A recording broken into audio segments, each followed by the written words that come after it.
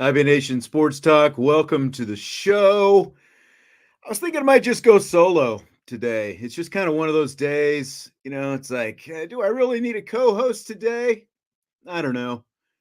Jesse's all grousing, oh, I went to watch the Cubs get swept, and it's awful. I don't know what to do with myself. And I thought, well, maybe I could just hit Vince up. And it's like, Vince, he's back at school. I don't know what kind of time that he's got today, that kind of thing. So I don't know.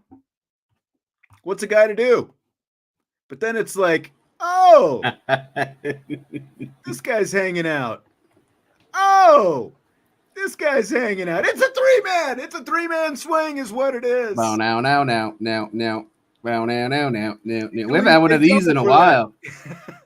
That's right. The gang is all here. Vince D'Addario, Jesse Stiers, Sean Stiers. Boys, it's good to see you. It's been, like you said, it's been a while. I don't know the last time the three of us got together.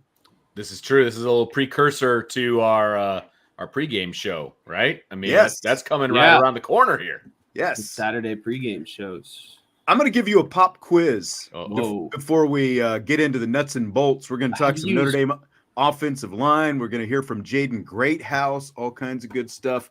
Jesse was a much better student than I was. I just want to put that out there. Don't look at the chat, okay? Don't look at the chat. Don't Google when I ask this question. Okay. I want to see which of you can give me the answer first. There are only 3 active college football coaches who have won national championships. Can you name any of them? Kirby Smart. Boom. Yep, that's a good one. Ryan Day. Ryan Day has not won a national championship. I thought he won one with Ohio State. Oh, nope. I already got nailed on that one a few weeks ago. I got hammered because I think I said that he won a championship, and I got hammered.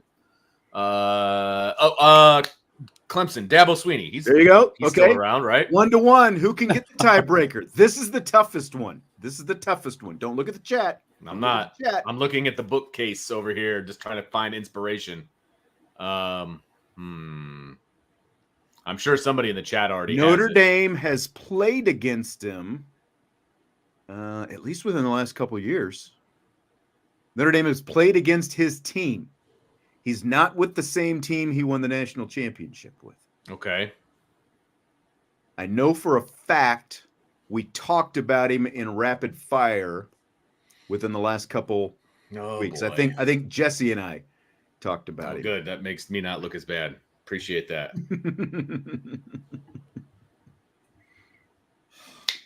Mac Brown.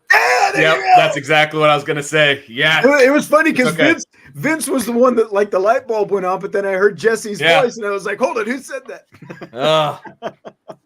Mac Brown. Jesse gets the tiebreaker. Well done. Well done. I already used my brain a lot today, so I am proud of myself for that one. Got the big brain on Jesse. I already put the prerequisite out there. Much better student than I was in high school, so much better. All right, so with that, well done. Only 3. That's amazing. I mean, obviously, when Nick Saban retires, you're going to lose a lot of national championships. Tommy's like, I was trying to help you. I wasn't allowed to look at the chat. I didn't want to cheat. Honor system. They kept the code. That's right. I like that. I like the way you guys worked that out. You did your best to think of it. You literally came up with it at the same time, it looked like, but Jesse was able to blurt it out. That's all right. First. Well, Vince is here because I wanted him to at least check in here at the start of the show. He's welcome to stay as long as he wants. I don't know what he's got planned, but we got a lot going on in this show. But offensive line. Yeah. And he and I, today was the last practice viewing that we got. We got a 5-period practice viewing this morning. It was going to be outside. It was going to be inside. It ended up being inside because it was raining in South Bend. So that's right. First team offense, specifically first team offensive line, looked a little bit different today. At left tackle was freshman early enrollee Anthony Knapp. Left guard was Sam Pendleton, who has been the number 2 center, but Pendleton now working at left guard and not either Pat Coogan, last year's starter, or Rocco Spindler, who of course was the right guard starter for most of last season and battling for the job. The rest of the line was the same. Ashton Craig at center, Billy Schrouth at right guard, Emil Wagner at right tackle. Second team line, Josh Baker at left tackle, Spindler at left guard. Coogan, again, a guard last year, working as the number 2 center, something Vince and I saw in practice the other day. Sullivan Absher at right guard, Kirby Lambert, freshman who got here in the summer, the right tackle. So I'll go ahead and throw. Hopefully this isn't too loud. This is the first team offense. The team takeoff period at the start of practice.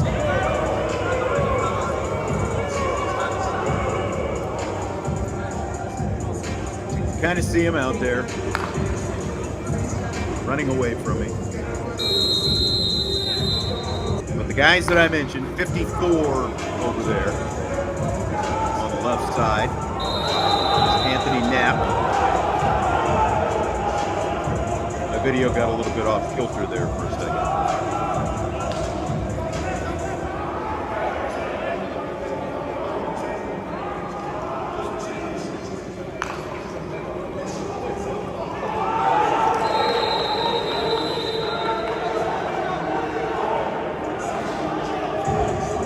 I think Vince leaning in hard. And I know it's like, iPhone from the sideline and all that kind of good stuff.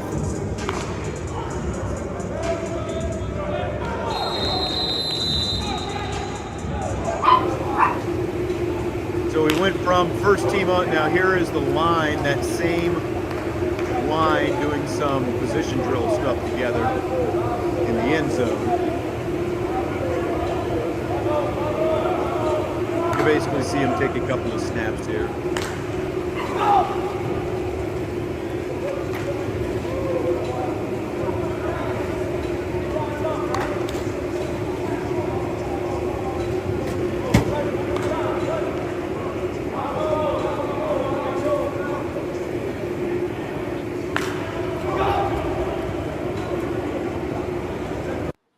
And that is that.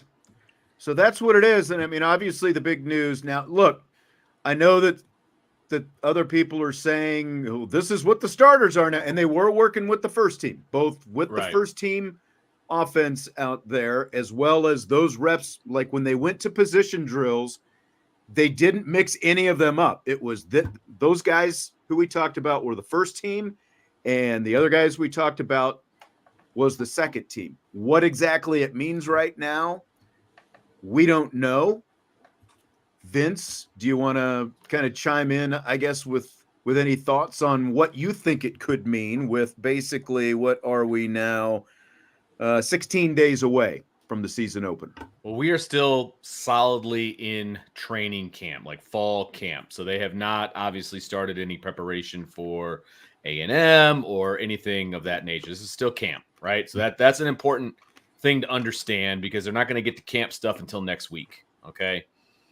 I was obviously not at practice this morning, but I was at the last practice, and apparently they kind of did the same type of things from last practice to this practice as far as who was with who and, that kind of thing, right? Well, I was shocked when, right around the time practice would have gotten out. All this, my social media. All the tweets go up. Just like, oh my God, Anthony Knapp is starting at left tackle, and then Pendleton is starting at guard, and all of these different things. And what shocked me about the whole thing, Sean, was that these aren't fans that are saying this. This is the media who is saying these guys are the first team. Like, with no analysis whatsoever. Like, that is my problem. Now, they ran at first team today. They were taking first team snaps. That doesn't mean they are 100% the first team. Now, right.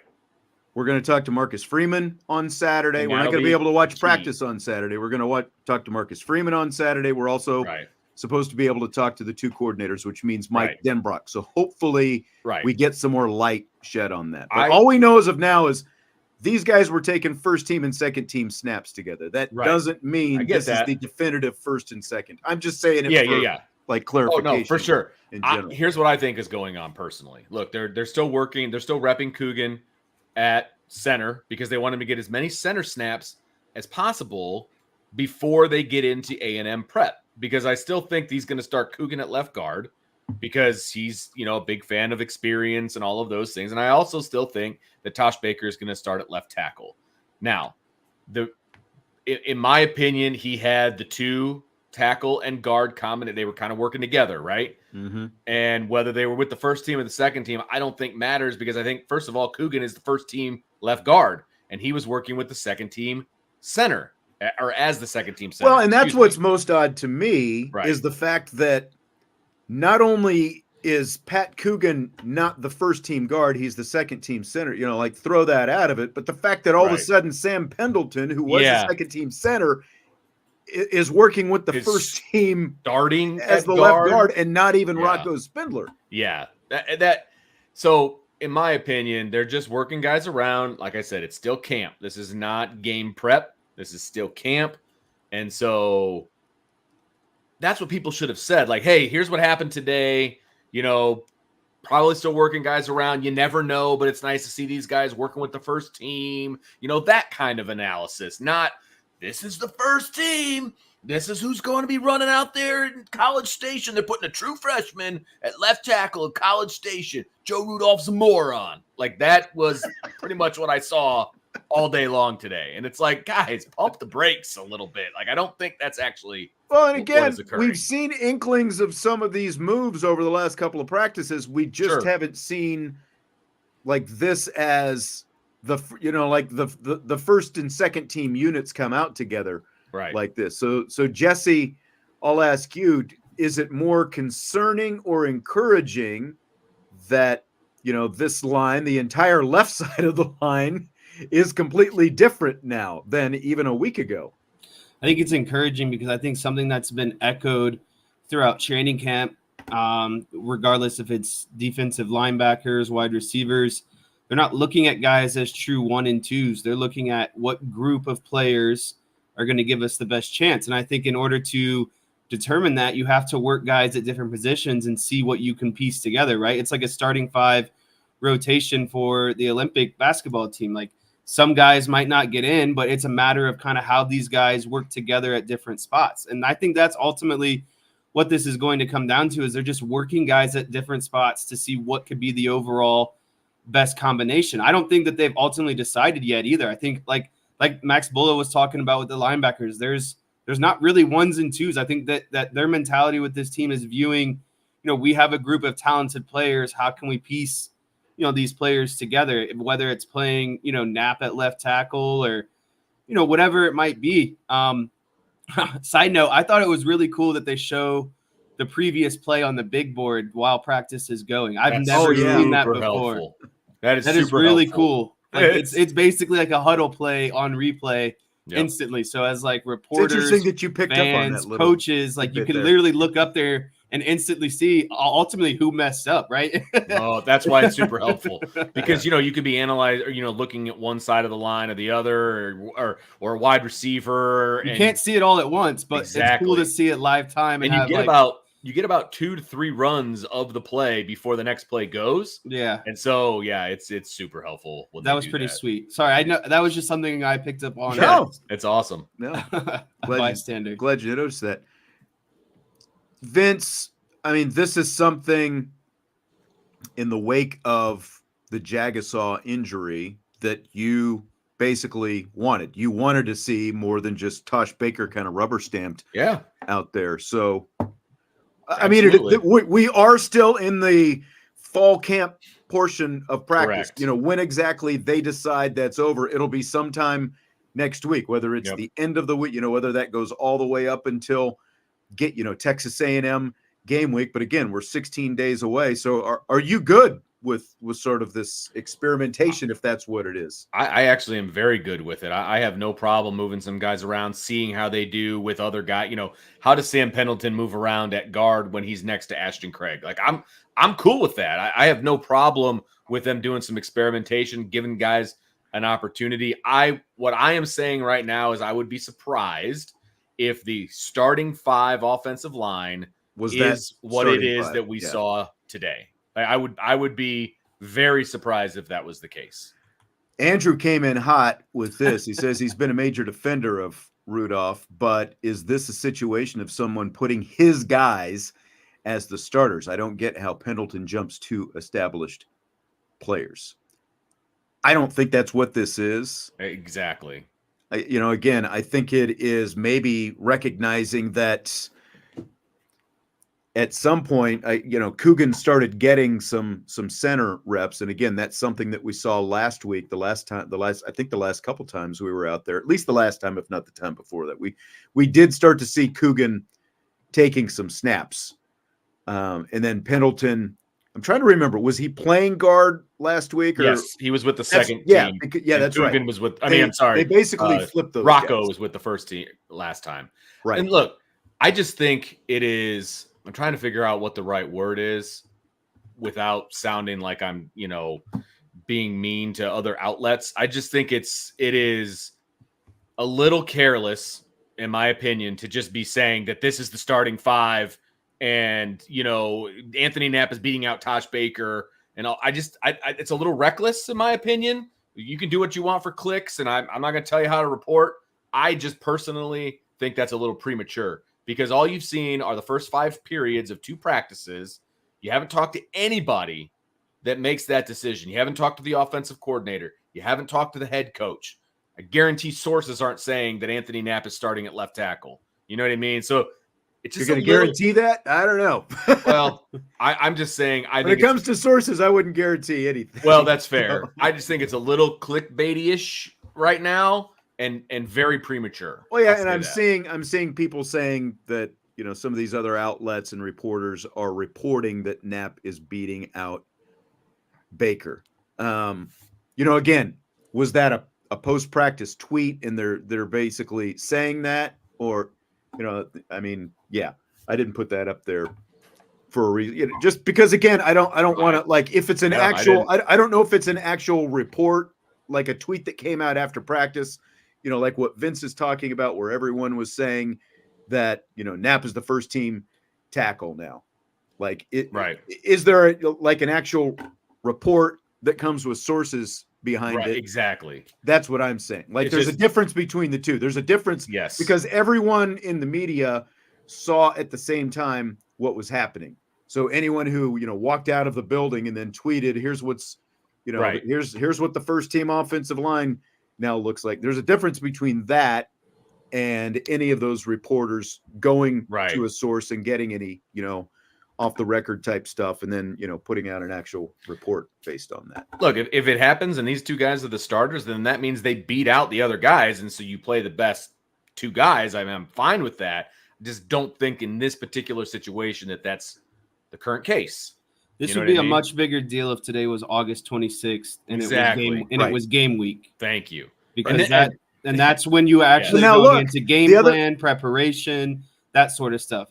That's 11 days from now. I still think that there is the ability to, because like Vince said, they are still in camp. This isn't game week. This isn't, like I said, prep or anything like that. They are still trying to figure out what guys can work at what positions and how they all kind of interact together. And I will say this, and I wish that I had. It's obviously been a very busy day between going to practice this morning. We had post-practice, interviews that we were doing, and that I'm putting together all these cuts, and I completely forgot about the fact that I've got some Joe Rudolph stuff from about a week or so ago talking about Anthony Knapp when we got to talk to them about the linemen. So unfortunately, I don't have that to play. But what I will say, at that time, Joe Rudolph was very high on Anthony Knapp. Yes, he was. Everything that he was saying about Anthony Knapp. And in fact, I can at least probably pull up a transcript here and might be able to give you an idea of some of the things he was saying. And I agree with what ND Milton fan is saying. If it is Knapp and Pendleton, it's a very athletic offensive line. And I will say it did move. That left side of the line did move a little bit differently with those guys. There's no doubt. Those guys are more athletic. They're not as slow-footed or, heavy-footed, I should say. There's no doubt about it. I would just be surprised that both of those guys have leaped, like Pendleton specifically. He leaped over Coogan and Rocco, 2 starting guards from last year. He has now leapt ahead of both of those guys. That would be the most shocking thing to be me. Very, very shocking to me. And, and we'll see what happens. Look, we get a depth chart the week before, like, early in the week of game week. It'd be like that Monday or Tuesday. We'll get a depth chart. Then you'll know. I trust Brian and his sources. Like, I'm sure he'll talk to people and, figure all the whole situation out. Again, I would just be surprised if this is the starting 5 and people just need to take a chill and just take a breath and relax, and we'll see what happens. Let it play out. So it would be fun if they had like a more pass pro offensive line and a more, because you guys were saying how much faster that this line was moving, a more kind of RPO speed type look, depending on, what they're trying to accomplish. I know it's out on a limb, but it's still kind of fun to think about at the same time. Sure. Like a pack, because like it looked like in that video, there was a lot of like, a lot of quick RPO type speed like looks. And Riley Leonard was either handing the ball off or getting the ball out quick, right? So again, I don't think that's at all what it is, but just something that kind of came to my mind. All right, boys, I got to roll. You guys have a wonderful rest of your show. Okay. I got to hit the road. I will talk to you guys later. Of course. Yep. So here's the last quote that we got on Anthony Knapp from Joe Rudolph at the media session that we had a week and a half ago, something like that. So here's, they were wrapping it up. I asked, is Knapp the number 2 at both tackle spots? Quote, he's been playing left. He's played right in the spring. Felt like he could do either one if you needed him to. If you needed a left, Sully could play left. He could play left. Knapp could play right. Tai Chan got reps there. The second group today with the right side.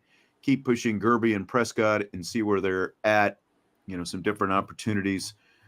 End quote from Joe Rudolph. That's not kind of the best quote that he had there. But he also did say at that time that Tosh Baker was the answer at left tackle.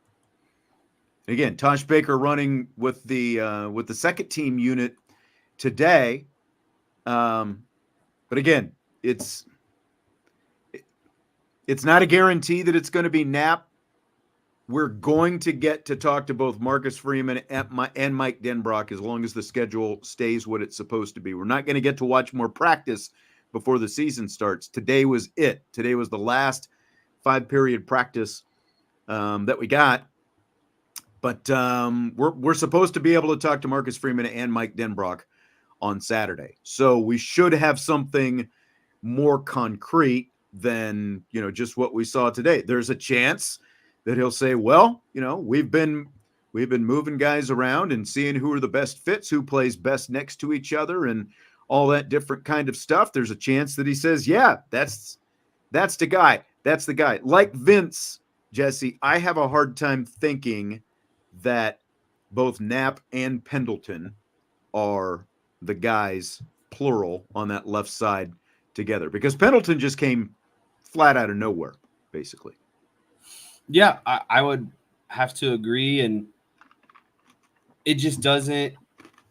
And a person who thinks kind of very logistically, it doesn't make sense for Pendleton to sort of just make that leap out of nowhere. And I think Tosh Baker provides somewhat the most experience when you need experience in a very, important, hostile environment to start your season. And maybe that's part of it too. Maybe they have a line that they feel more comfortable with going into game 1, but that can evolve by the time game 12 comes around, just because of, game experience. Because I doubt you're starting a true freshman at the blindside tackle at Texas A&M. I just really do.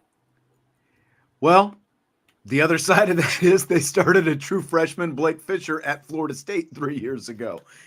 So again, it came down to you didn't have a lot of other options that made sense, and Blake Fisher was really good. Now, coming out of the spring, because Knapp enrolled early in the spring, he's done a lot of good things. I saw someone saying, Joshua saying Knapp projects as a guard. I don't know. I mean, they like him. And again, like when you look at the way he moves versus the way Tosh Baker moves, even, there's a big difference. Now, did we get to see him actually, really block anyone when they're doing, like the team run out and all that kind of stuff at the start? We got to see him do some stuff. We saw him move, but we didn't really get to see any of that. And, like I'm seeing, well, who's sourced and, who's got the better sources and all this stuff. I think based on everything that I've seen and heard, this is more about, tweets that came out because of what we all got to see at the end of practice. I will say, though, something I noticed when watching that video, no one looks out of place.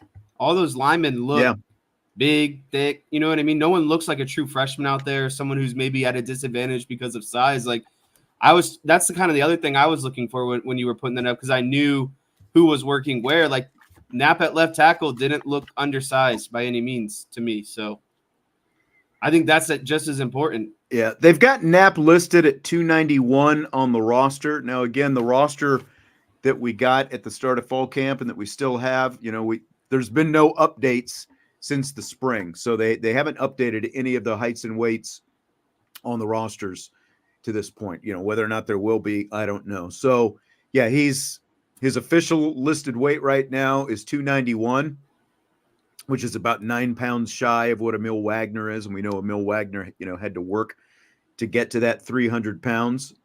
So you're talking about 9 pounds essentially left versus right. It's going to be really, really interesting. I will say this as well. It was about a year ago. It was more than a week into camp when all of a sudden Pat Coogan was out there at left guard. And, after kind of same with Rocco, it had been right? More Billy Schrouth. Yeah. Rocco kind of jumped onto the scene late as well.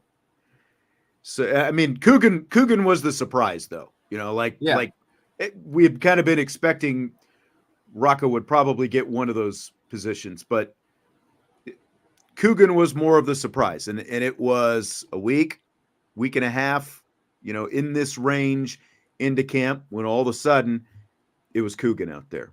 So, again, we can sit here and speculate all we want. We're going to get to talk to the head coach. We're going to get to talk to the offensive coordinator Saturday. So at that point, we expect we'll have something more definitive. How definitive, I don't know. Odds are they're probably going to say it's an ongoing process and, all those different kind of things, but we'll have more of an answer than what we have right now. I will say, that IB is pretty well sourced as well, and we haven't got any of that kind of confirmation on like Knapp is the guy kind of thing. There was obviously a lot of buzz, when you walk in and you see Knapp and Pendleton out there on the left side. So that was interesting. I thought it was interesting. Do you want to look at a little bit of the quarterbacks? I know you were upset that you didn't get to see quarterbacks throwing. You want to look at a little bit from practice this morning? So little bit of the QBs doing a couple of different drills.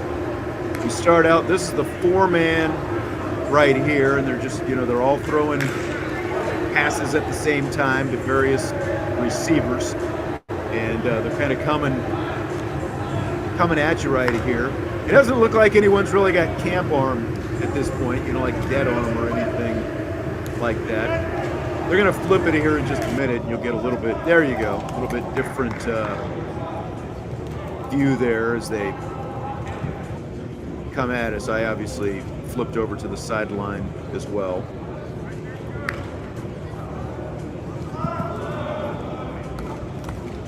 What do you think of what you see from Riley Leonard there, Jess?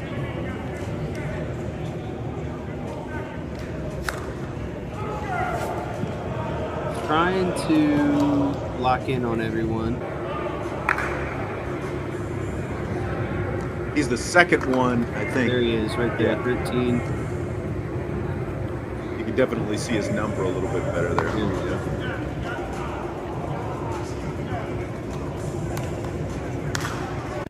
Little check down, and that's pretty much it. So, yeah, it's hard to take a ton away from those, but it's nice to see. That's like my favorite drill for quarterbacks, because it gets everyone involved, right? You got all quarterbacks throwing, and everyone is not just running a route on air. They are, catching the ball essentially. But what I like about Riley Leonard is his ability to drive the ball. He's got good zip on the ball. It seems like tight spiral, you know what I mean? And he's just a big, tall guy. And what's actually funny is when I saw him, I think he actually looks smaller in his pads compared to real life. Like I think he doesn't. I think he doesn't look quite as big with the pads on compared to the pads off. I thought he'd be a little bit bulkier, and I'm not saying that's a good or a bad thing. I just thought he'd be a little bit kind of thicker, right? Because he is a more mobile quarterback, and obviously you want to kind of keep some strength on you as well. But it is good to see him throwing the ball, and he throws the ball with relative ease as well.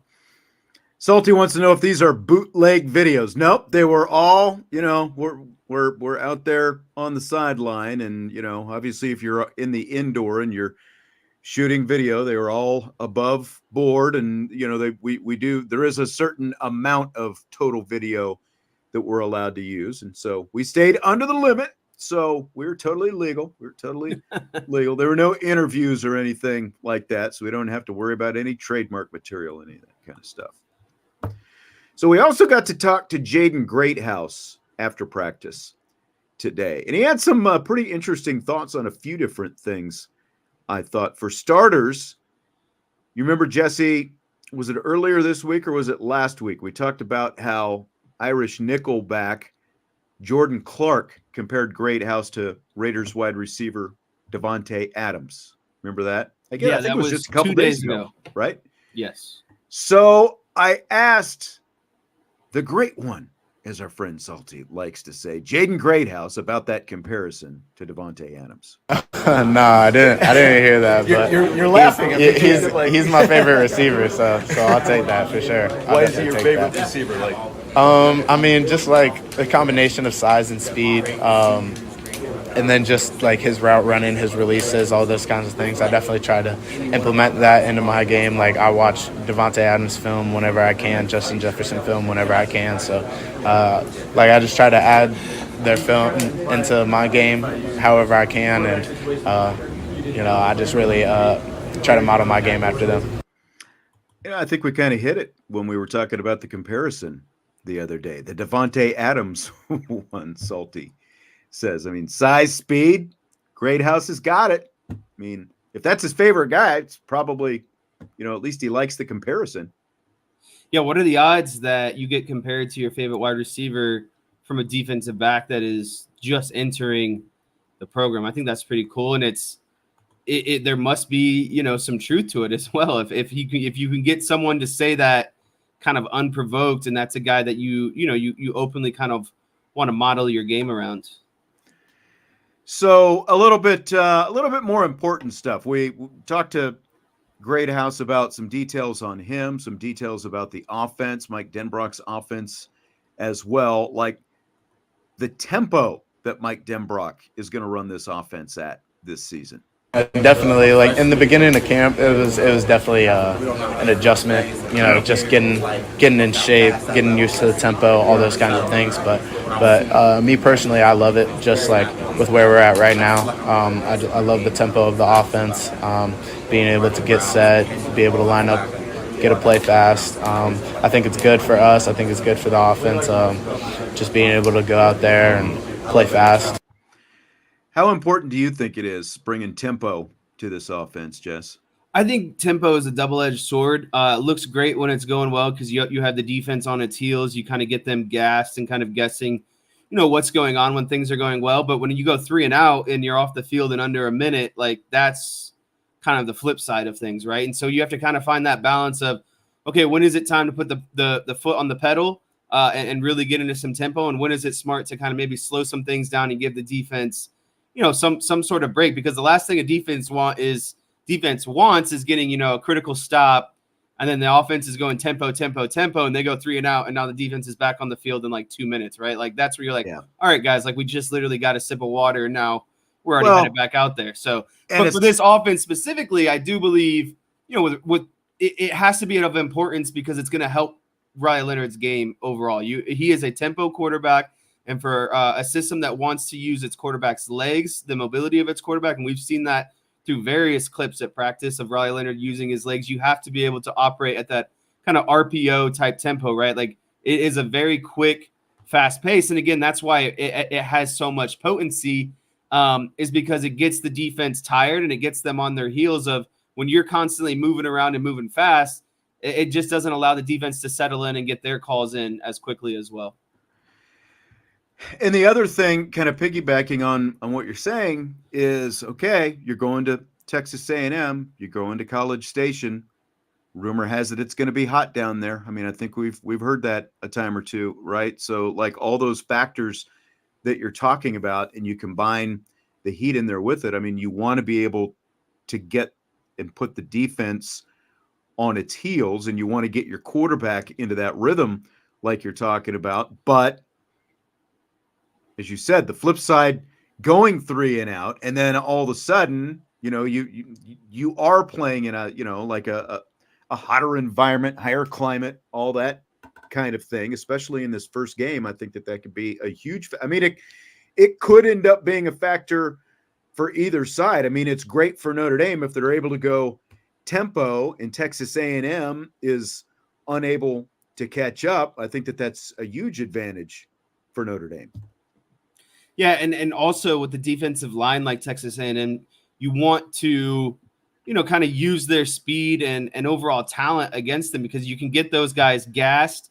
And another thing you can do in tempo is you can get a defense stuck in a look that they might not want to, and that doesn't allow them to sub off the field, right? And so not only can you be tired and guys can't get subs in or breathers, but also they might get stuck in a defense that is, just not good for what Notre Dame is doing. So I think that's the job of Mike Denbrock, is playing the chess with the tempo of, I want to get you stuck in a certain look and just kind of keep pounding that look over and over until there's maybe an incomplete pass, or, some sort of, again, maybe timeout because Texas A&M wants to get out of, whatever set they're in. I think that's why it's important that you have to be able to run the ball out of tempo. Tempo to me isn't all about, just passing the ball. You have to be able to run the ball in tempo as well. Yeah, Chief Brody says, I'm always a bigger fan of tempo, but keeping the ball on the ground, the problem is you have to actually have a coherent wide receivers for the opponent to respect. And I think that is a huge advantage for Notre Dame, because they have coherent wide receivers. I think that they are. Well, I think that's why you won the experience of Bo Collins and Chris Mitchell out of the transfer portal, is they provide some of that experience that you need, like Chief Brody is talking about. And I that had to be, at the top of Marcus Freeman's kind of wish list at the time for that reason. And I'm kind Are you excited to see it though?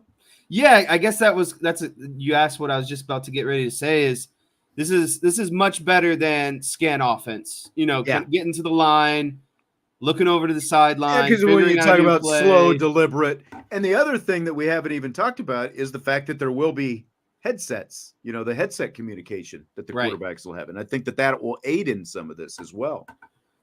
And so the scan, again, it's a great kind of change of pace. And I think it's going to modernize Notre Dame's offense compared to what we've seen over the last few years. And again, when you go scan like that, it allows the defense to catch its breath, to be like, okay, we got this. We can get set. We can also get reset. To having that break, to me, is a confidence builder as a defensive player, because when you're reeling and on your heels because a team is just dominating you in tempo, it's just a bad feeling, because you almost feel like you can't do anything, right? But when you're slowing it down, you get into the scan. I just think one provides more confidence, and it allows the defense to not get as tired as well. Something interesting. I keep using the word interesting, but I like this next cut that Greathouse was talking about, because he said there have been plenty of times during this training camp where this tempo and the Irish offense has been able to keep Al Golden's blitz-happy defense off balance. Have a listen. For sure, and like a lot of our motions help with that a lot too. Just being in different spots, all our shifts, all our hard counts, those kinds of stuff. So definitely have the defense on their heels, kind of guessing a little bit, and that's just a tribute to the offense and all the work Coach Denbrock has put in with the play calls and things like that. He's been doing a really good job. I definitely think we have a lot more motion this year, a lot more moving parts. Not just with the wide receivers, but the tight ends, running backs, all those kinds of things. So, yeah, there's definitely going to be a lot of stuff that defenses aren't ready for. What was most interesting about this is, as he said, we've cut the defense off guard. He said it's a big difference from last year, like this offense compared to last year's offense, and that ability to to keep that defense off balance. It's been a lot different, he said, during training camp this year. And so like when you look at Al Golden and the ability to bring pressure from all these different angles, and if Mike Denbrock and Riley Leonard are able to kind of meld their brains together and be able to counter some of that, one of the best defenses I think that they're going to see at any point that they see in practice every day. I think that's huge. And again, like you talk about what we're going to see from this offense this year compared to last year's offense, it's going to be night and day different, I think. Yeah, I mean, motion, there's a lot of layers to what he was just talking about. Motion can kill a lot of things defensively. And because a lot of times you are blitzing as a defense to kind of bring numbers or overload kind of aside, right? But if an offense begins to motion, you have to kill some of those blitzes. Like when I was playing, we would have blitzes called, and if a guy motions to across the formation, you almost have to kill your blitz and kind of get back into your base. So that's some of the stuff that he's talking about, because essentially if let's just say they're in a 2x2 set, right? 2 wide receivers on each side, and you motion across to get to 3x1, but you were going to blitz from the side that the 3x1 is coming to. You're not going to blitz an outside linebacker, a corner, or a safety where now you have from 2 wide receivers to 3 wide receivers, because that guy now has to cover that 3rd wide receiver that's come into motion to that side. And so that's sort of the stuff that Greathouse is talking about, is you can negate or kind of counter these blitzes, even though you don't know they're coming, by motioning around like that. And so, again, it's a lot on a defense in terms of eye movement, right? You get the eyes moving. You have to maybe kill a blitz, reset the strength, get into a new defense, and you have to do all this kind of in a split second. And the offense is just kind of ready to go now. So, I've always been a big fan of motion. I think that. And last season, I tracked some of that stuff because we thought that there was a lack of motion, and we thought Notre Dame's offense does actually perform better when they have moving parts around. I don't think that's a Notre Dame offense thing specific in general. It's across any offense, because what I was talking about, you have to reset. Your eyes are moving. Well, and okay, now the ball is snapped. You love your dude Mike McDaniel, and that is something that he utilizes quite a bit. It's the easiest way to identify what coverage a defense is in pre-snap, and it just allows a quarterback to be more comfortable what's going on. And honestly, too, it helps out wide receivers, because sometimes you have a combination route. Are you running a route against man, or are you going to sit down in the zone? And if you're able to identify that pre-snap, it just makes everyone's job a little bit easier. So what's the counter argument to this? Like, because, whether it was Jared Parker last year or even before that with Tommy Rees, Rees might have motioned a little bit more, but neither one of them were real high on the motion meter, right? Like, why do you think that is? Why do you think that they were resistant to doing that more than what they were doing? If you had to make your, grand hypothesis, I guess, like an educated guess at it. It's a good question. So there's really no argument against it, is what you're saying, because the thing, because like the basic thing is, it does exactly what you're talking about. It lets the quarterback, without doing anything, it lets the quarterback identify, are they playing man-to-man or are they playing zone? Unless they're disguising it, but that's hard to do, right? Like because of all the, again, like the stuff that you went back and outlined. I think that the only potential, and again, this is just kind of reaching for something off the top of my head, is The only thing you can get into offensively when you're motioning around like that is you start working against, somewhat of the play clock. And so your internal clock is a little bit more rushed. And if a guy isn't hitting his landmark and you have to snap the ball early, it can throw off a play, right? Because when someone goes in motion, they still have to hit the landmark of maybe it's the hash or maybe it's the numbers or maybe, it's getting to the end of the line of scrimmage. I think that's the only thing that you can potentially run into is maybe doing too much. And then again, it rushes up everyone's internal clock because you feel like you're a tick behind or maybe a tick ahead, right? And so that's the only thing.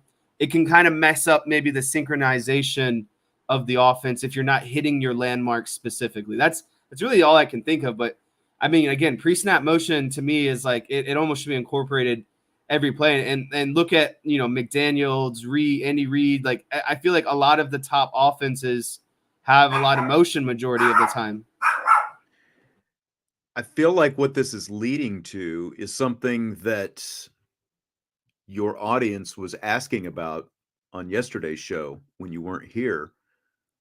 Will there be more whiteboard in the near future? People wanted regular whiteboard, Jesse drawing up plays on the whiteboard, and they wanted the whiteboard betting segment that was here last season. Did they really? Yes, they did.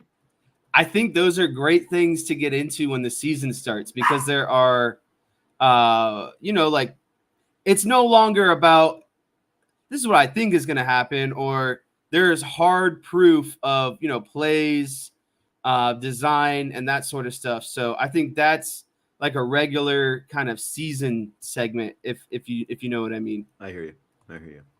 I'm all for it. I wanted to throw that out there. Salty, by the way, as I expected. Very happy about this show. The finest IB happy hour show in recent memory, if not all time, he says. I wonder why. I wonder what could be jazzing him up so much. So Jaden Greathouse also had some thoughts on his own versatility. He's playing, being able to play both the slot or outside as well. Yeah, I feel a lot more comfortable just playing all over the field. Understanding what the offense is trying to do, understanding what my job is, and what the purpose of the concepts that we're trying to run.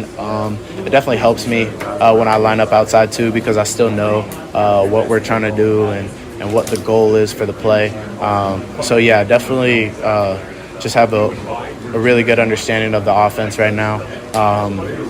Compared to last year and just my job, what we're trying to do, and that just helps me be able to play fast and line up wherever I'm needed.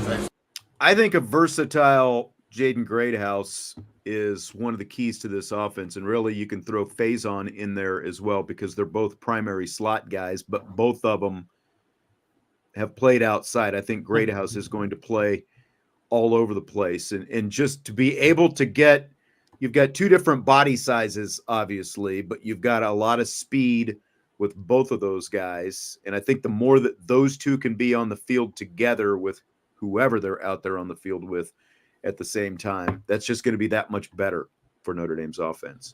Yeah, I mean, this comparison is gonna probably make ruffle some feathers of a lot of people, but that's fine. Jaden Greathouse playing the slot and the outside is like the one and only great CD Lamb. Look at how he produces, in the Cowboys offense. His ability to be, the slot receiver, the outside receiver, it becomes a matchup nightmare. They can put Jaden Greathouse where they want to get the matchup that they want. And like he said, it not only helps the offense, but it helps him because he has a full understanding of why the play is designed. And when you have a full understanding of that, you can play faster and you can play more free. And when we're talking about the wide receiver position, all we want is a wide receiver that plays fast and free. But again, that's like CeeDee Lamb was around like 10 receptions a game, it felt like every game. And so like that's the sort of production that I'm going to be expecting out of Jaden Greathouse if he's going to be moving around out of the slot, the outside receiver. It sounds like that's the guy that they want to schematically, get open. And not only that, but it allows the defense to not lock into tendencies when you're moving guys around like that, because they know, okay, this guy's in the slot, he's lined up here. We can maybe anticipate, this sort of route almost. So it makes the defensive's job a lot harder. But it to me, it shows that he's a supreme talent because you're not just moving around anyone and doing that sort of stuff. So again, I think that bodes well for the Jaden Greathouse stock going into this season. Yeah, and like Chris Mitchell brings obviously a lot of speed with him. Now, again, we've only been out there in snippets to see the offense, but like right now, what I'm going back and forth on with Chris Mitchell, it's like, is this guy going to be Chris Brown? Is he going to be a go route guy? Is he going to be Will Fuller? It's probably somewhere in between, but I would slide closer, to Chris Brown right now. Just a guy who can, kind of get out there in the seam and go and take. I mean, he's going to take a safety with him, right? Yeah, exactly. So that frees up more people underneath. Right. A lot of yak yards because, again, you've taken the defensive backs out of the picture. But with his speed, you have to respect it. And also he's getting to that point faster, right? So that means the defensive back has to vacate their zone that much faster as well. Right. And again, that's why I think that guys like Greathouse and Faison are going to be so critical for this team, because I think that these two are, along with Bo Collins, are going to be the ones who end up with more volume, I think, in terms of the receptions this year. Unfortunately, we didn't get to talk to Bo Collins today, but we got to talk to both Faison and Greathouse, and Jaden Thomas was out there from the wide receiver room as well. So final thought here, Greathouse and Faison, speaking of those two, they're the top two punt return options right now. And it hasn't been, completely settled. I think that I would slide my chips toward Faison probably if I had to. Well, especially if they've got, Greathouse playing exactly that much on offense. Exactly. They're, but they both done a good job from what we've been able to see. Haven't seen a ton, but they both get to field punts from Australian punter James Rendell when they're back there this, during fall camp. So Rendell Mitchell is the best receiver in the video game. Okay. Yeah, he's the fastest guy. Yeah, that's right. It's like throw the ball up and let the fast guy go get it. There's still a difference between the video game and the real game. But so I'll let you hear what each of these guys, Greathouse and Faison, have to say about fielding punts from James Rendell. Here's Greathouse first. It's interesting. It's kind of got like a diagonal spiral to it. Like usually it'll go end over end, or it'll be like a full spiral, like a pass. But like his kind of they're like diagonal. It's weird. He's got some weird spin on it, but just like being a returner for me, I know that other returners are going to have a hard time fielding the ball. So that's definitely good for our offense. So that's Greathouse on James Rendell's punts. Here's Jordan Faison. He could do it differently. I mean, he has the rugby kicks where he's rolling out and kicking it, and then he could just be straight up kicking it at you and spiraling. So it makes it way harder to read the punt as it's coming off, and then that affects how the ball comes down and where it comes down at. So it makes it difficult for the punt returner, and that's going to be huge for us this season. So what impact do you think that has potentially, Jess, when you hear those punt returners talk about the way that ball comes down to them? I think that means a lot of Peter calls as a punt returner, meaning that they are not going to want to be fielding those hot kind of diagonal, ground balls, because that's a potential for a muff punt, a turnover, those sort of things. So I think, that sort of stuff is going to be on film at some point. And I guarantee some special teams coaches would be like, we don't even want you to touch the ball, right? If you can't catch it in the air, we don't want you to try to field that ball because of how it's, like you said, it's not end over end where it's just a nice kind of, right, where it's hopping up and bouncing straight in the air and you can kind of just get underneath it. You have to field it like it's a ground ball, and you got to get your chest over and kind of knock it down type situation. And so if you can get that ball to kind of be, like he's saying, tunneling diagonally like that, again, I think you're going to see a lot more Peter calls out of punt returners where they just don't even want to deal with it, right? And so not only does that help that, but it helps a lot of that kick and roll or that extra yardage that punters are able to get as well. And so if these guys are vacating, he might be able to add an extra, 10, 15, 20 yards at the end of the punt if he can get that ball to really start tunneling, diagonally like they were talking about. I also think that there's a really good chance, because these guys are talking about sort of the difficulty and the uniqueness of the way that ball comes down. And we got to see that on the first day of camp when we saw some of those Rendell punts. And that's really the only time that we've got to see them. They're they're more than 2 weeks into camp right now, and they're talking about how unique and how difficult it is, when that ball is coming down on them. Imagine being a punt returner on these other teams. You don't get to experience that. Like, you can watch it on film, but it's still different when it comes down. I think we're going to see potentially a lot of muffs and/or, fumbles by punt returners this season, trying to field those balls. Yeah. In addition to the kind of stuff that you were talking about. Agreed.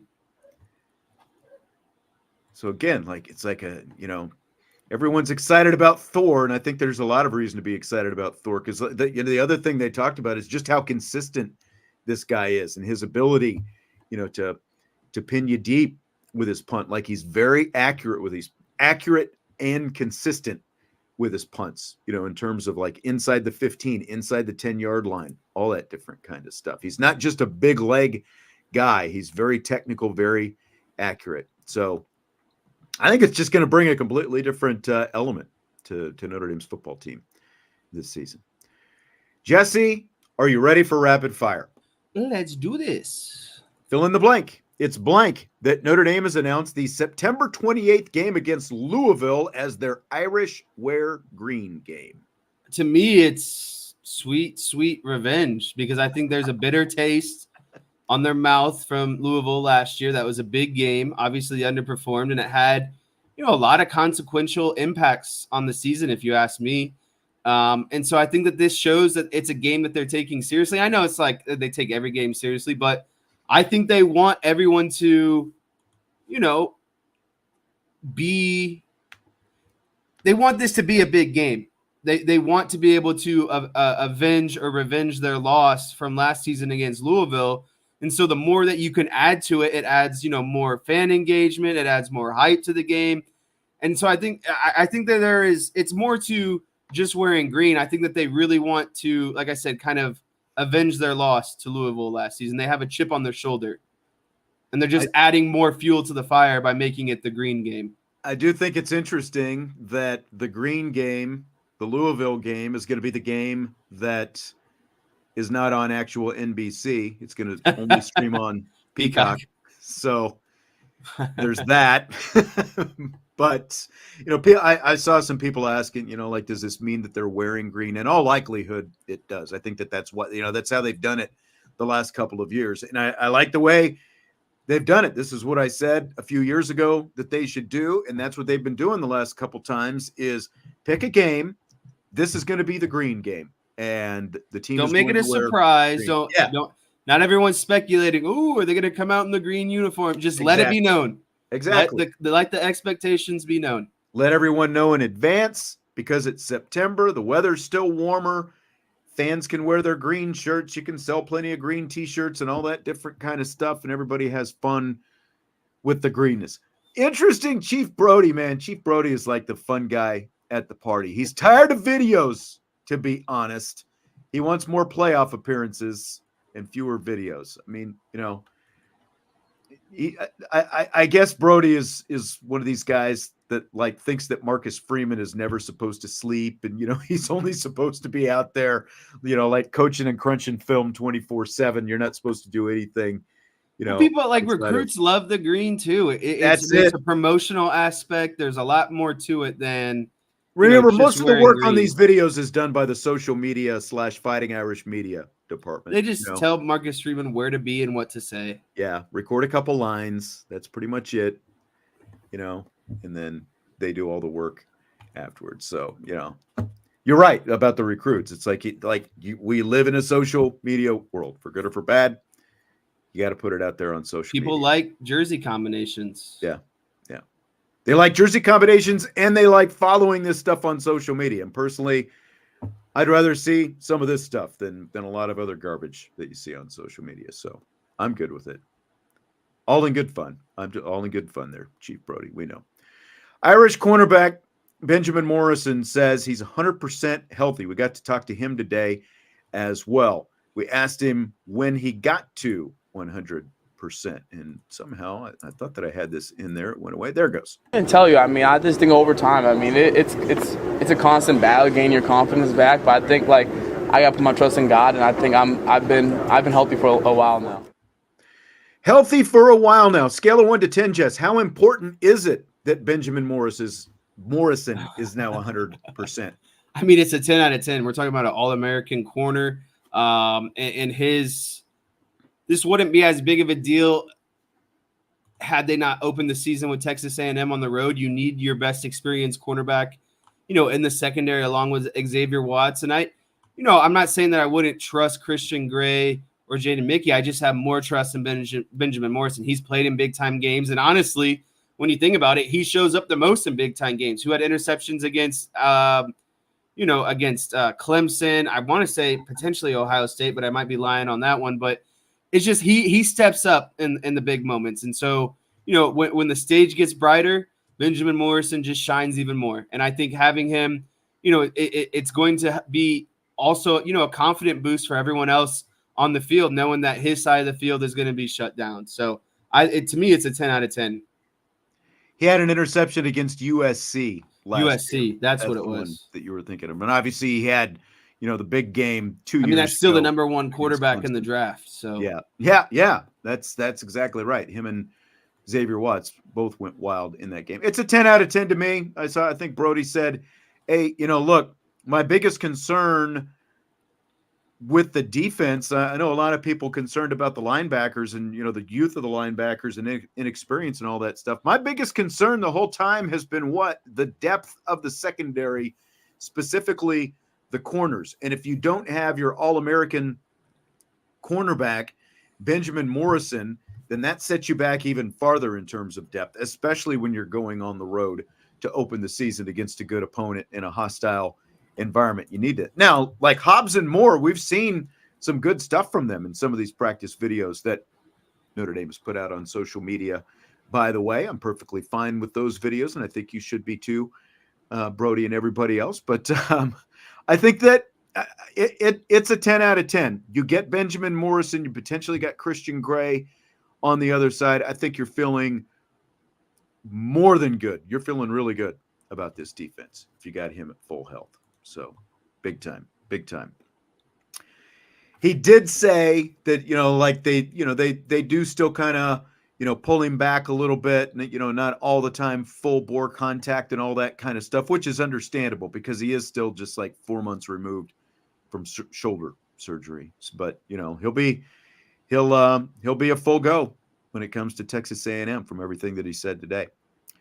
So CBS Sports' Danny Cannell was on the Ryan Russillo podcast this week, and he had a thought or two about Notre Dame and their chances for a championship this season. Here's what Danny Cannell said. Riley Leonard coming off an injury, going to a new system where they just lost their left tackle after losing Joe Alt. So, Joe Alt goes to the Chargers. So now they're bumping in another guy, and they have to go to Texas A&M week 1. We've got Florida State. Essentially, it's a 2, maybe 3-game schedule. So, I think that's what people are projecting because they should be able to, 10-2 looks very doable, if not almost guaranteed. But I think they have zero chance of winning the national championship. They're going to be in. Riley Leonard and I love him. He's a really good kid. He had 3 passing touchdowns last year. 3. And the way he's talked about, the year before, I think he had 20, but he has not exactly lit it up. He still needs a lot of development as a passer in a new system.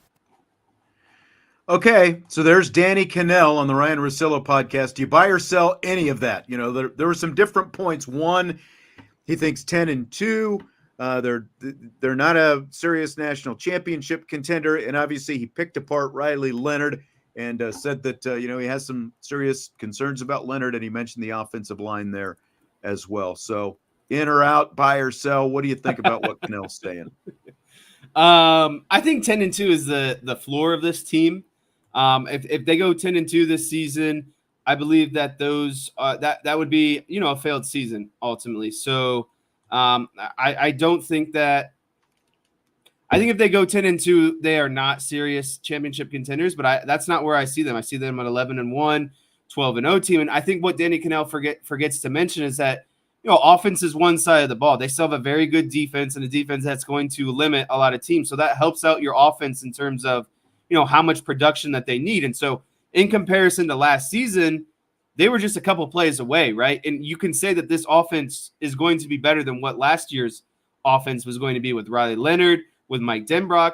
I mean, yeah, there are definitely questions at the offensive line, but when you lose 2 starters to the NFL, that's a question for any team. So, okay, that's a fair criticism at the end of the day. The Riley Leonard stuff, I'm not buying it because he fails to mention that he was injured last year. Of course, he only had 3 That's passing exactly touchdowns. Yeah, exactly. So how can you evaluate Riley Leonard? Riley Leonard's season last year cannot be evaluated. He was injured. He was injured. The 3 touchdowns that he mentioned, the 3 touchdowns passes that he mentioned came before the injury. He had 4 touchdown runs before the injury as well. So even though he only threw 3 touchdown passes, he's a dual threat quarterback who had 7 total touchdowns through the first 5 games, including a season opening win over the 9th ranked team in the country. And on top of that, the 3 games that they had in between Clemson and Notre Dame were blowout wins, so you've got other guys in there as well. And I think I can't remember if I just mentioned it. He was completing better than 75% of his passes prior to the injury. So prior to the injury, he's completing better than 75%. Post-injury, his completion percentage went down. He obviously was not able to play in a full game after the injury. I mean, that's the biggest factor right there, is the guy still had 7 total touchdowns in the 5 games he was healthy before he was hurt. And the team, with the exception, the team was undefeated going into the Notre Dame game, and they lost a close game to the 11th ranked team in the country, Notre Dame, in that game. So where did I think I just ran into some connection issues. So where did I kind of cut out at? I thought that you would just kind of you were talking a little bit about Riley Leonard, and that's where I picked up as I was talking about Riley Leonard and everything that he did, again, because of the injury is the biggest thing with Riley Leonard. Now, the other stuff, I mean, we started off this show talking about the offensive line and what's going to happen there. That's a big concern. I think it became a bigger concern based on what we saw at practice today, and the fact that you had a completely different left side of your offensive line out there. That's legit. But like you said, 10-2 would be a disappointing season. That would be the minimal expectation for this season. Yeah, with their if schedule, all you are is 10 and I think most people, their minimal expectation is much above that. And I think, echoing what you said, you can't evaluate Riley Leonard last season. If you want to, let's look at the opening game against Clemson. He won that game against Clemson. He found a way to win. I think what Danny Cannell also fails to mention is how he ran someone almost 100 yards in that game. Right. That's a big part of Leonard's game, obviously. Well, and second, I think you have to, if you're Danny Cannell, it's a disservice to not mention, Mike Denbrock pairing with Riley Leonard as well, because of what he was able to do with Jaden Daniels and how Riley Leonard fits kind of that similar profile of Jaden Daniels. And so, I think it's a little bit lazy because I think it's easy to kind of jump on and just kind of look at things from a more macro level and say, oh, they lost some offensive linemen. Oh, Riley Leonard still has some question marks. Okay, Danny Cannell, but how about going into last season? Riley Leonard was on a lot of NFL scouts' big board to go in the first round. Those things don't just come out of nowhere. Yep. His arm is going to develop. And now that you have an offensive coordinator that's legit, like Mike Denbrock, I think it's fair to say that his passing is going to get better. And I think and even, a big brain type of comment would be to say, if Riley Leonard can develop as a passer under Mike Denbrock, then this offense could have the ability to go all the way. And I think that's where all of us as fans are saying is Riley Leonard, if they can develop the passing game better than what they did last season with Sam Hartman, they will overcome some of those shortcomings in big moments and win the games that they were supposed to win last year and be on the cusp of a 12-0 and 11-1 season. A lot of great points, and I'm not going to disagree with any of them. Again, like the offensive line, that's a legitimate thing, but the Riley Leonard stuff, I don't necessarily agree with that. So Cannell also has some doubts about Notre Dame's receiving core. Let's go back to Jordan Faison today. Here's what he said about the depth of the Notre Dame receivers. I mean, we have everything. We got the big guys, the fast guys, the quick guys. I mean, we can hit you from every angle. We can attack zone, attack man, and I think it's a testimony to what we've developed over the years, and to the guys from last year that have kind of started that, and then to now carrying on those same things. And yeah, we just got guys that could just ball. So here's my question. Again, Cannell doubting Notre Dame's receivers. Obviously, a Notre Dame receiver is going to have good things to say about his group. My question is, are we, the royal we, right here, are we overvaluing Notre Dame's wide receivers, or are they being undervalued nationally? Which is more true, I guess? I think it's a combination of both, but the issue that you run into is they don't have a proven wide receiver. And so at the national level, they can't point to someone and say, this guy is definitely going to be a stud and produce. And us as fans, we see it more day in and day out. And I think we see the potential of this wide receiver core of, okay, we see Jaden Greathouse can play in the slot and can play out at the outside wide receiver position. We see that Jordan Faison can also get on the field. And okay, how about, a wide receiver set that pairs Faison, Greathouse, and Chris Mitchell, right? And so I really liked his comment there because he said, we have an answer for everything. We have fast guys, we have big guys, we have zone beaters, we have man beaters.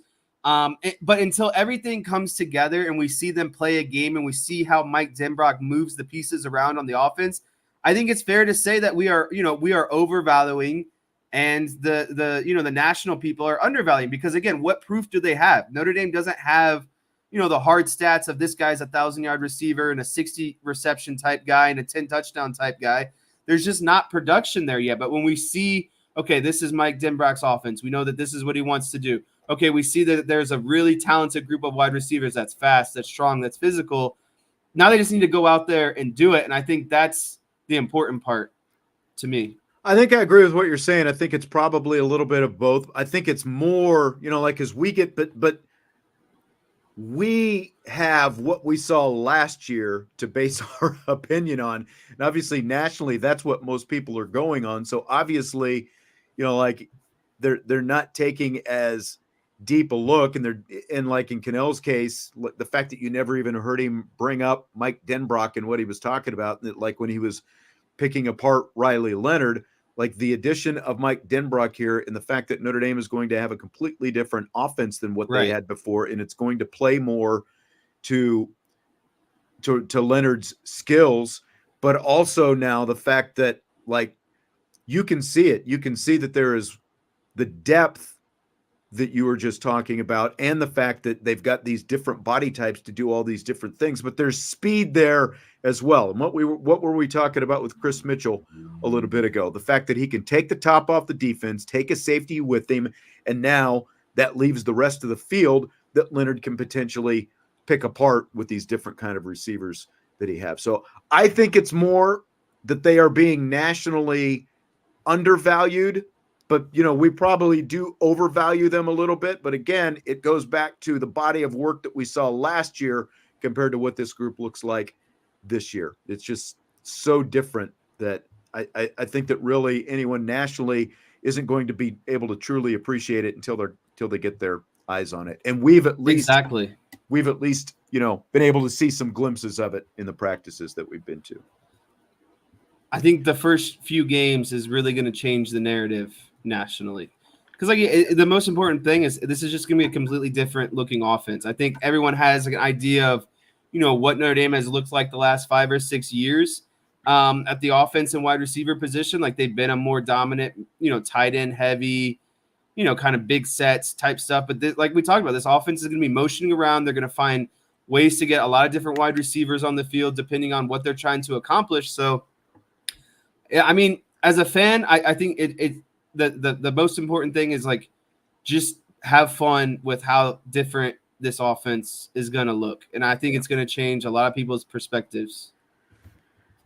So we're going to finish up with some we in, we out questions, the final we in, we out questions that we weren't able to get to the other day because we were on a time crunch. Are you in or out on closing the current college football record books and letting them stand for the rest of history and starting new record books moving forward due to college football playoff expansion? In or out on that? I'm going to say out. I think that the record books are always kind of continuing. Like the NFL didn't end theirs when Cooper Kupp, I think, broke the record a few seasons ago, but he had, at least an extra game compared to, some of these other teams. So if you really want to look at it, you can break down the numbers, more kind of on a like per game basis, right? I think there's ways to always analyze the numbers, but I don't know. I think that the game is always evolving, and so there would have to be kind of always like 20-year periods if that's the way you're going to look at it. Because are we going to say that record books shouldn't count for running backs back in the day because there were more run-heavy offenses compared to now where there's more spread out kind of passing offenses? I just don't want to kind of get into that constant cycle of finding ways to kind of justify records and stuff like that. I just think it's one continuous linear point. You just kind of keep going, essentially. Yeah, exactly. The difference in college sports and professional sports is professional sports keeps a regular season record, and then anything that comes in the postseason is factored completely separately. Those stats don't count. But like even you've seen expansion, obviously, in all the professional sports. You've seen both expansion of the teams, which can, water down the talent pool to an extent, and that helps or hurts different guys. But at the same time, you've also seen an expansion in the number of games that they play. Just like the NFL has expanded to 17 games, and like you saw all of these records obviously shattered that, not shattered, but you saw a lot of these single season records fall right away in that first season because you added a game, and they're not going to put any asterisks next to them. It's part of the way it is. And there's already some imbalance anyway, because of the fact that these conferences, like teams like Alabama that are in the SEC championship game consistently, Ohio State, they're all getting an extra game, and those all count for their regular seasons as well. So I agree with what you're saying. I don't think you alter the record book or put an asterisk or anything like that. You just, games get added, and because not everyone's going to make it to the playoffs either. So yeah, it's going to look, and like we're already in an era where all these we're coming out players right now, like these 6th-year guys like Jack Kaiser and Howard Cross.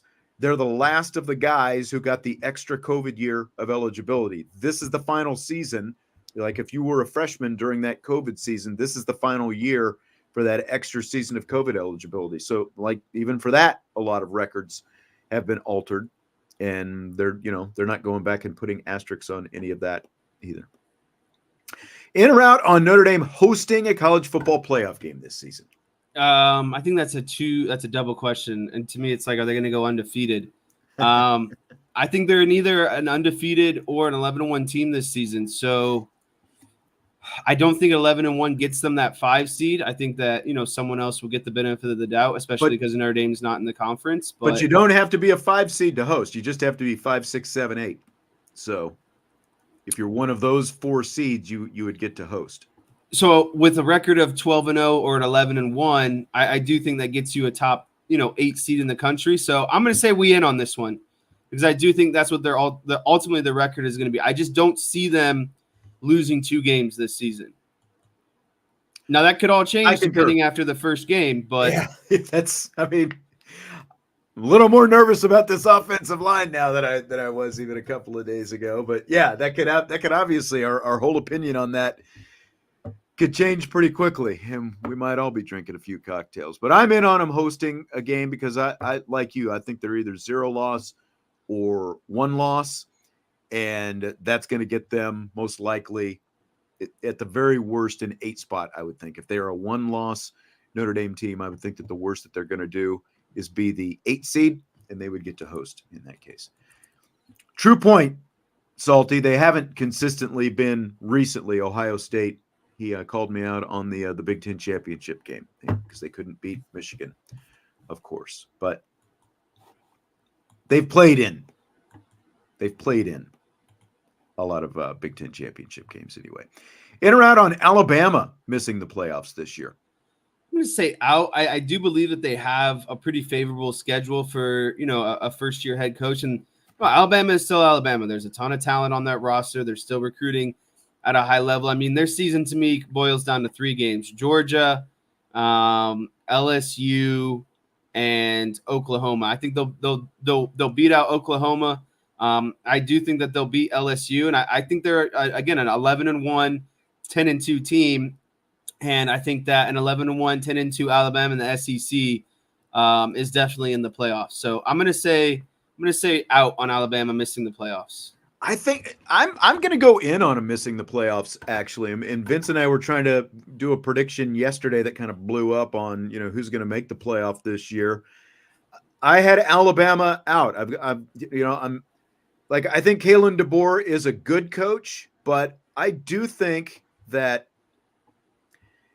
because of Nick Saban kind of holding that together last year, I think that Alabama, the whole was better than the sum of the parts. I'm not saying it was a horrible team because it's obviously they're still recruiting, but I'm not completely sold that Kalen DeBoer can get out of Jalen Milroe what Saban was able to get out of him last year. And I think that there are enough questions with, what they have this year. And you mentioned some of the big games that they have that they're always going to have to play in the SEC. So I think Alabama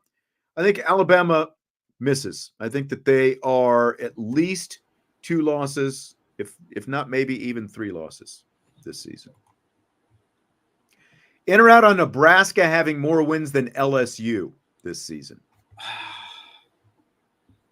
I just have to say out. I know that LSU is going to probably play a tougher schedule. I like what I'm seeing out of Nebraska and Rule. I just don't think that you can get that thing flipped around kind of that quickly in year 1. I think Brian Kelly's a better coach. I think they have more talent. It's just a matter of if LSU can just be competent on defense this season. If they can just be halfway competent, I think they're a double-digit win team as well. I'm out as well. Nebraska to me is like the new Texas. Everyone wants to say, "Oh, is Nebraska back now this year?" They were a 5-7 team last year. That's only 1 win better than they were the year before that. And I know it's a bunch of close losses, but you can go back. It's like 4 years in a row now they've had all these close losses, regardless of who the coach is, So I'm just out on them until they actually prove they deserve for someone to think that they are actually back. So I'm gonna stick with LSU. I think that they're probably like a 9-3 team at worst this season, and I don't see Nebraska getting close to that number just based on the track record that we have on them right now. So I've got to be out on that. I think that's going to do it for tonight, Jess. We breezed through this one. We did. Smoked that show. A lot of good stuff. Again, we're supposed to talk to Marcus Freeman, Mike Denbrock, Al Golden on Saturday. So maybe we have, some answers on what this situation is going on with the Notre Dame offensive line right now. Maybe we find that out a little bit on Saturday. So we will find out then. Appreciate you being here, Jess. Appreciate you as always. DK has a question for you. Have you declared? Have you committed one way or another?